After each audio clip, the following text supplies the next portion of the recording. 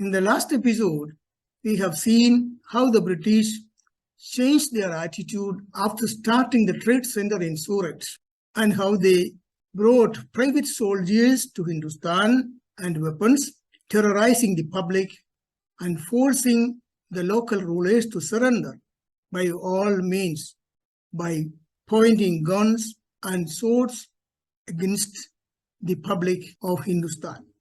In today's episode, let us review how the British destroyed or started sucking the blood of Hindustan to the last drop.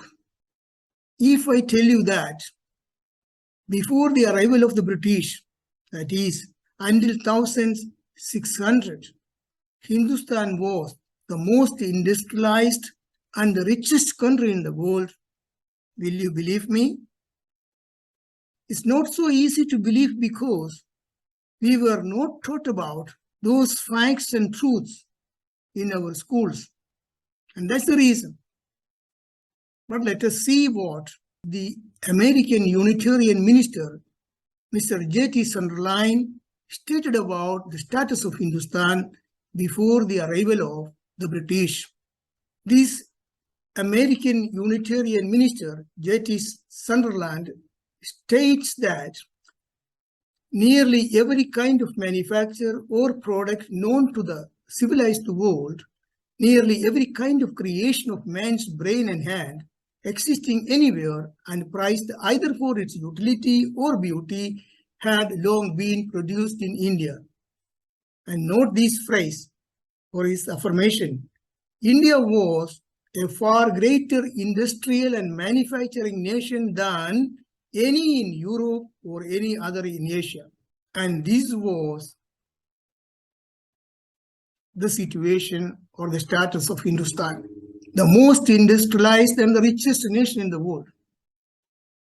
And this was destroyed totally by the British.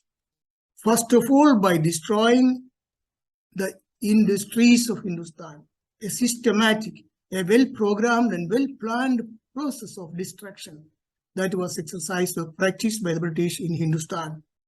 And after destroying the whole industries in Hindustan, Britain started becoming one of the industrialized nations in Europe. And Britain's industrial revolution was built on the destruction of India's thriving manufacturing industries. The British systematic destruction of the textile industry was the first great deindustrialization of the modern world. And please note this highlighted part of this affirmation or this statement. Is the soldiers of British East India Company systematically smashed the looms of the Bengali weavers and broke or cut off the thumbs of the weavers so that they could not play their craft. They could not weave anymore. The 25% share of the global trade in textile which Hindustan enjoyed in the early 18th century was reduced to zero. And the company's administrator, William Bendick, wrote that the bones of the cotton weavers were bleaching the plains of India. I remember that I have learned about this William Bendick, or I was taught about this William Bendick in my upper middle school classes or lower high school classes. But I was never taught about such a statement which he made while the Bengali weavers were dying because the British had destroyed their livelihood. And see this affirmation by the British economic historian whose name is Agnes Madison. And he states, in AD 1700, Hindustan's share of the world economy or the global GDP was about 27%.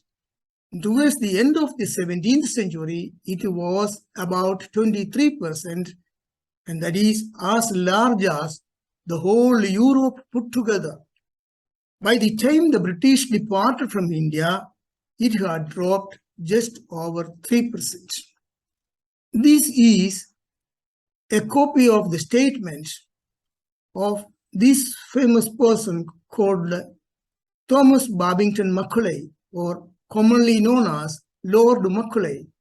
In this statement, he affirms, "I have traveled across the length and breadth of India, and I have not seen one person who is a beggar, who is a thief. Such wealth I have seen in this country, such high moral values, people of such caliber, that I do not think we would ever conquer this country unless we break the very backbone of this nation, which is her spiritual and cultural heritage. And therefore, I propose that we replace her old and ancient education system, her culture. For if the Indians think that all that is foreign and English is good and greater than their own, they will lose their self-esteem, their native culture, and they will become what we want them, a truly dominated nation." And this affirmation was made on the 2nd of February 1835. In fact, what the British did in India is exactly according to this statement. Many people question the authenticity of this statement. But if we compare this statement to what really the British did in Hindustan, they correspond each other 100%. And this is a fact. And in fact, what they did was breaking the backbone. And the deindustrialization of Hindustan was the first step which they made to break the backbone of Hindustan. And the British extracted from Hindustan approximately 18 million British pounds of that period each year between 1765 and 1815 as taxation only by the East India Company. And this person, Robert Clive, in 1757, while he was at the top of the British East India Company, triggered the Battle of Plassey with the Mughal emperor, as we have seen in the last episode, overthrew the local ruler of the emperor, put the bribed subordinate of the name Mir Jafar on the throne in exchange for a facto control of Bengal. Soon, Robert Clive could empty the Mughal treasury of Bengal and transfer the sum equivalent to about 2.5 million British pounds of that period to the company treasury in England as spoils of the conquest. And this is an affirmation of Mr. Shashi Tharoor in his book, An Era of Darkness. Again, on his first return to England, Robert Clive took home about 234,000 British pounds of that period from his Indian exploits, making him one of the richest men in Europe. Clive came back to India in 1765 and returned 2 years later to England with a fortune of 400,000 British pounds. Again, Indian diamonds were forcefully taken away by the British. In 1702, Thomas Pitt, the governor of Madras, took a diamond said to be the finest jewel of the world to England. Soon after his arrival in England, with this diamond, he gave up his governorship in Madras, and he purchased a grand estate and paid handsomely for a seat in the parliament. This also is an affirmation in the book An Era of Darkness by Shashi Tharoor. All of you might have heard about this precious stone, which is known as the Kohinoor, which in the Persian language means mountain of light. It's a large, colorless diamond owned by the Vodiyar kings of Mysore in India, possibly in the 13th century. According to the legend, it first weighed about 793 carats, that's 158.6 grams, uncut, although the earliest well-attested weight was 186 carats, that's about 37.2 grams.